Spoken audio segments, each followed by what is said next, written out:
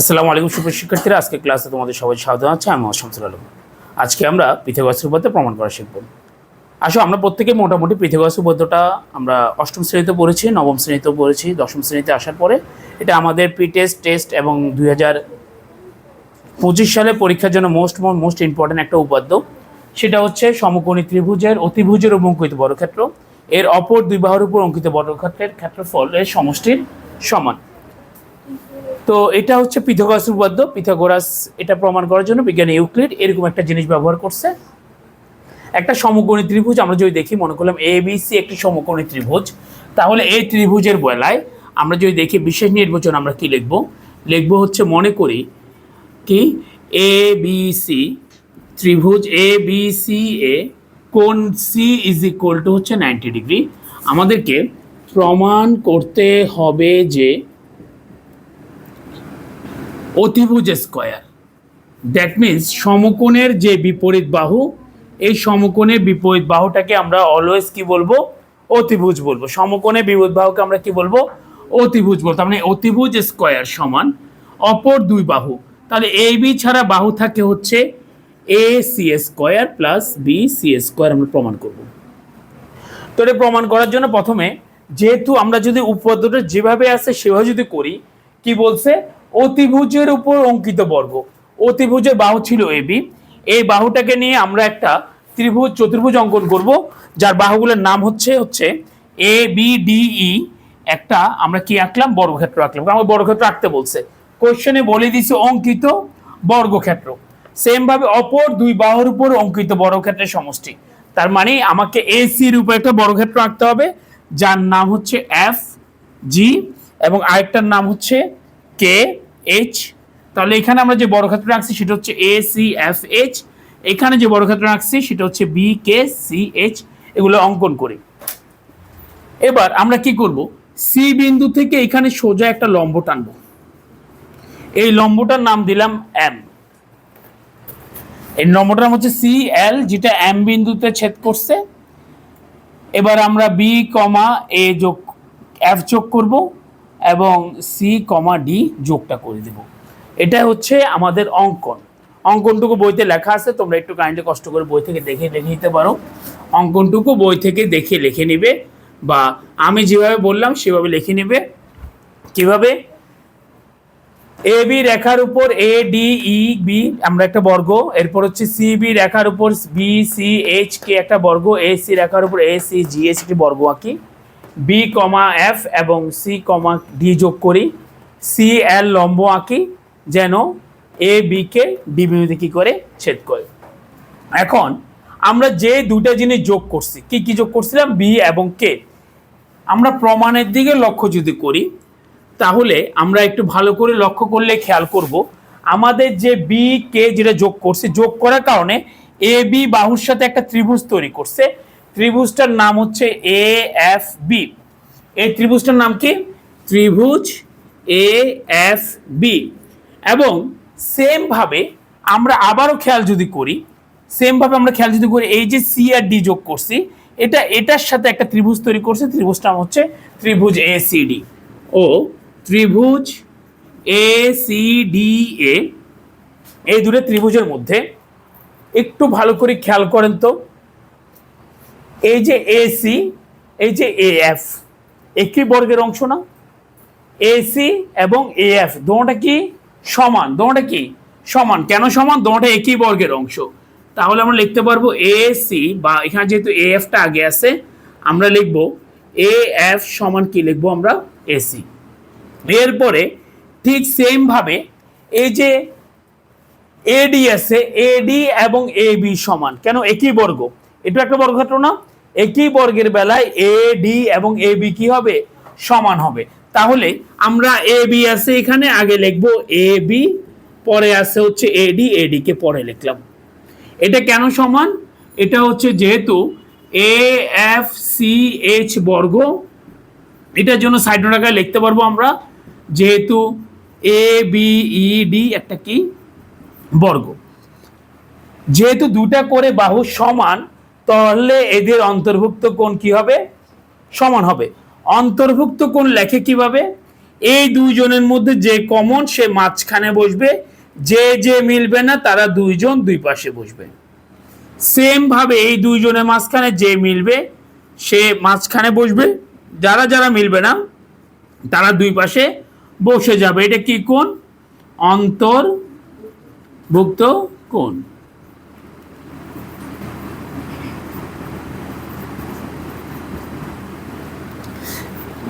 তিনটা যেহেতু সমান চিহ্ন আসছে তাহলে আমরা বলতে পারবো ত্রিভুজ এ এফ বি সর্বসম ত্রিভুজ এ সি ডি তোমরা ত্রিভুজ সর্বসম। এই যে প্রথম ধাপে আমরা হচ্ছে পিথাগোরাসের বেলায় দুইটা ত্রিভুজ সর্বসম প্রমাণ করব। দুটো ত্রিভুজ সর্বসম প্রমাণ করার জন্য আমরা যে পদ্ধতিটা ব্যবহার করেছি তা হচ্ছে দুটোটা ত্রিভুজ নিছি। কোত্থেকে নিছি? যে দুইটা বাহু করে যোগ করছিলাম, সি আর ডি যোগ করছিলাম, বি আর এফ যোগ করছিলাম। বি আর এফ যোগ করার কারণে দেখা যাচ্ছে এই বিন্দুর সাথে একটা ত্রিভুজ তৈরি হয়েছে। সেম ভাবে এ সি ডি যখন যোগ করছি সেটা একটা ত্রিভুজ তৈরি করছে। তার মানে আমরা এই দুটো ত্রিভুজ নেব যাদের শীর্ষগুলো দুটোটা কি বিন্দুতে অবস্থিত? এ বিন্দুতে অবস্থিত। এই দুটো ত্রিভুজ নিয়ে সর্বসম প্রমাণ করব। কিভাবে? এই বর্গের ক্ষেত্রে এ বাহু সমান, এই বর্গক্ষেত্রের এ বাহু সমান, তাহলে তাদের অন্তর্ভুক্ত কোণগুলোও কি হবে? সমান হবে। এবার আমাদের কাজ কি? এবার আমাদের কাজ হচ্ছে এই বর্গের সাথে অথবা এই আয়তক্ষেত্রের সাথে এই ত্রিভুজটা কি করব? সদৃশ প্রমাণ করব এবং বা ভূমির সাথে সম্পর্ক বের করব। আবার এটার সাথে এই ত্রিভুজটার সাথে এই বর্গের আমরা কি বের করব? সম্পর্ক বের করব। কেন বের করব? আমরা কিছু নাই দেখছি এই বাহুর সাথে সম্পর্ক হয়, আবার এই বাহু সম্পর্কিত হয়। তাহলে আমরা যদি দেখি এখানে এখন আয়ত ADLM ও ত্রিভুজ ADCA এর ভূমি AD একই। এটার আয়তক্ষেত্রের ভূমি হচ্ছে AD, এখানে আয়তক্ষেত্রের ভূমিও কত? AD, মানে দুটো করে অ্যালফাবেট কমন আছে। তার মানে এই দুটোটার ভূমি হচ্ছে কি? AD। ADটা হচ্ছে একই। একটা বর্গ আর একটা চতুর্ভুজ, একটা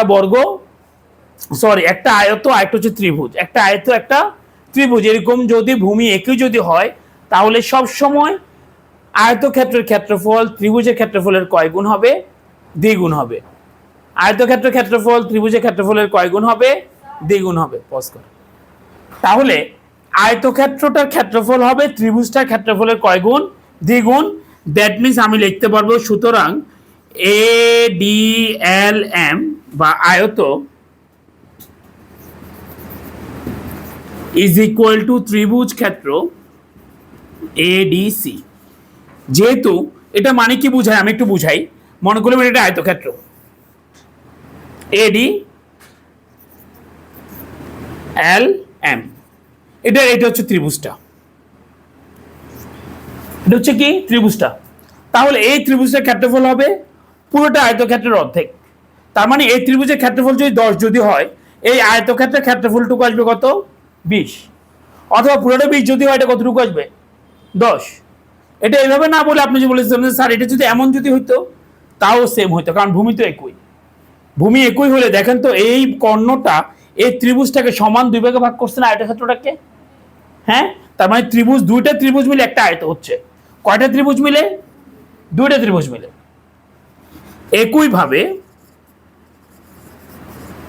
একইভাবে আরো একটা ত্রিভুজ বাকি আছে আমাদের।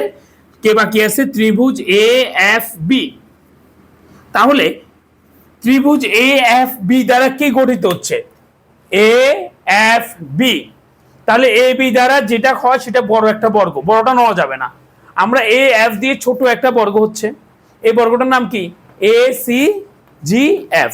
তাহলে আমরা নিব একইভাবে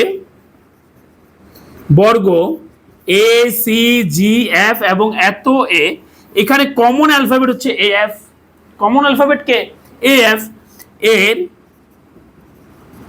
ভূমি AF একই। যেহেতু AF একই তাহলে আমরা কি লিখতে পারবো? সুতরাং বর্গ ACGF is equal 2 into AFB। লেখা যাবে না? এখানে একটা ত্রিভুজ সাইন হবে, ত্রিভুজ দিয়ে এত দিলাম। এখন আমরা যদি দেখি এখানে এই দুটোটা কি সর্বসম, এই ত্রিভুজ এ এফ বি এবং এটা কি সর্বসম, তার মানে এই এ এফ বি এর পরিবর্তে আমরা লিখতে পারবো কত 2 into A C D. 2 into A C D সমান কত আসবে? এ ডি এল এম কত আসবে? সমান, এটা হচ্ছে আয়ত, এ ডি এল এম। আশা করি প্রত্যেকে বুঝতে পারছো আমরা কি বুঝলাম। আমরা বুঝলাম যে এইখানে যে এই বর্গক্ষেত্র বা আয়তক্ষেত্রটা হইছে, এই আয়তক্ষেত্রটা এই বর্গক্ষেত্রের ক্ষেত্রফলের সমান। এইটা তো বাম পাশেরটা গেল, ডান পাশের জন্য আবার আমাকে এটা যোগ করতে হবে, এটার সাথে এটা যোগ করতে হবে। এত যোগে ঝামেলার মধ্যে আমরা যাবো না। আমরা এত যোগে ঝামেলাতে না গেলে আমরা কি করতে হবে, আমাদেরকে একটা ওয়ার্ড ব্যবহার করতে হবে, সিমিলারলি বা একইভাবে। কি ব্যবহার করতে হবে? একই ভাবে। এই যে বি আয়ত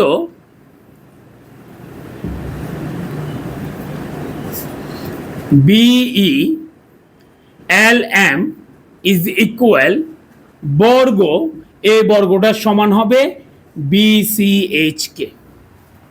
যেহেতু এই পাশের আয়তক্ষেত্রটা এই পাশের বর্গের সমান হয়েছে, তার মানে এই পাশের আয়তক্ষেত্রটা ওই পাশের কার সমান হবে?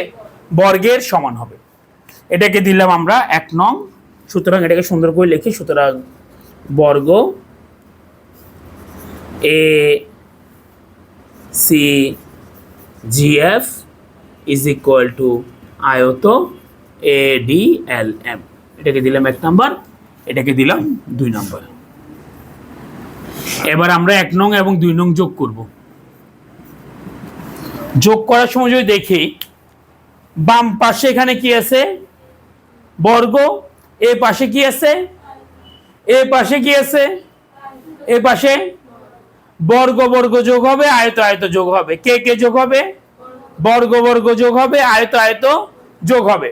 তাহলে আয়ত এই পাশে কি আছে? আয়ত আছে হচ্ছে বিই এল এম প্লাস আয়ত এ পাশে আছে হচ্ছে এ এম বা A D L M is equal, এদিকে বর্গ কে আছে, আমি একটু ইকুয়ালটা নিচে দিই, এদিকে ইজ ইকুয়াল টু এ পাশের বর্গ হচ্ছে কি এ সি জি এফ, আর এই পাশের বর্গ হচ্ছে কি, এই পাশের বর্গ হচ্ছে B C K H, B C H K. এই দুইটা আয়তক্ষেত্র মিলে পুরো একটা কি ক্ষেত্র তৈরি করছে? বর্গক্ষেত্র। এই দুটোটা আয়তক্ষেত্র মিলে পুরো একটা কি তৈরি করছে? বর্গক্ষেত্র। এই বর্গক্ষেত্রটার নাম কি? বর্গক্ষেত্র এ বি ই ডি। এই বর্গক্ষেত্রের ক্ষেত্রফল কি? বাহুর দৈর্ঘ্য স্কয়ার।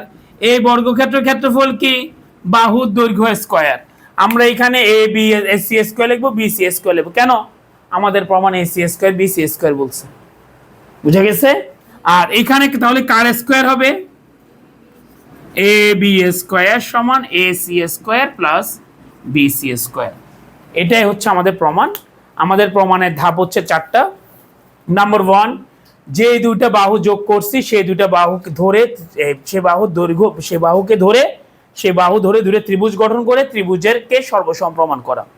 2 নাম্বার, ডান পাশের আয়ত ডান পাশের বর্গ সমান হবে, সরি, বাম পাশের আয়ত বাম পাশের বর্গ সমান হবে, ডান পাশের আয়ত ডান পাশের বর্গ কি হবে? সমান হবে। আমরা দুটোটাকে যোগ করে দিলে বর্গ বর্গ যোগ করব, আয়ত আয়ত যোগ করব। যোগ করার পরে দুইটা আয়ত মিলে একটা বর্গ তৈরি হবে। আর যারা বর্গ বর্গ আছে তাদের ক্ষেত্রে বাহুর দৈর্ঘ্য স্কয়ার লিখে দেব, আমাদের প্রমাণ চলে আসবে। আশা করি তোমাদের কারো বুঝতে কোনো সমস্যা নেই। প্রত্যেকে ভালো থাকবে। নতুন নতুন ভিডিও পেতে আমার চ্যানেলটি সাবস্ক্রাইব করবে। আল্লাহ হাফেজ, আসসালামু আলাইকুম।